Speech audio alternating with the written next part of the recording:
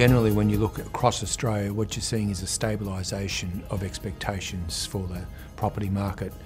Basically, over the last year or so, you've been seeing falls of 2 to 3% across Australia, and that's sort of coming towards an end. However, when you look forward, a lot of differences across different states. We survey around 500 professionals in the market, and what they're broadly saying is the market's stabilising. People expect the lower end, i.e. below 500,000, to do a lot better than the top end. There's still a lot of concern about top end property. What we've found in the survey is that essentially Western Australia is the strongest state. Up until recently, New South Wales expectations were a little bit stronger. We're continuing to see the problem that Victoria is now the weakest state with the worst expectations going forward.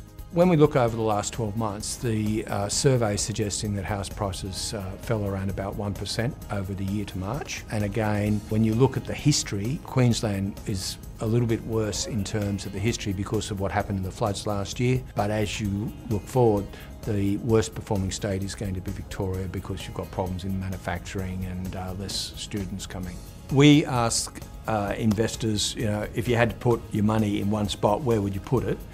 For a number of quarters now, people have picked out Gladstone, and I think that's really pretty much driven by what's happening in the coal mining industry there. And if you like, it's sort of the Queensland version of Karratha in Western Australia.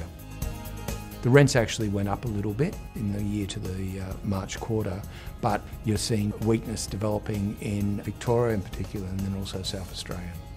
One of the things that the survey is showing is also the domestic owner-occupiers, the investors, are pulling back a little bit from the market. And I think really what's happening here is everyone's a bit nervous. And what we're starting to see also is renewed interest in Australian property from international investors, particularly in the Asian area.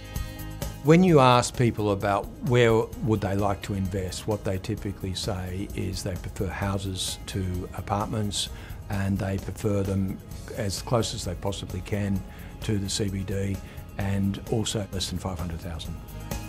In terms of some of the factors that are sort of holding things back, everyone's always concerned about credit, but the other one that's starting to become important is people being not so sure that they're going to keep their job, and that's particularly important in Victoria and South Australia.